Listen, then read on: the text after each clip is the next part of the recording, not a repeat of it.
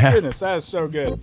This is a really cool cocktail, man. This is a take on a traditional flip. This is 2 ounces of Buffalo Trace bourbon, 2 ounces of Tuaca, 2 ounces of maple syrup, a whole egg yolk, white, everything.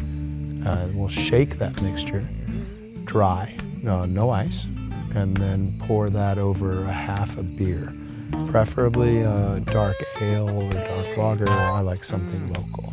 Then we dip the red hot poker in it and stir it until it flips over. Gets nice and foamy, and then we garnish it with a little bit of Chinese 5 spice. Oh man, rich, creamy.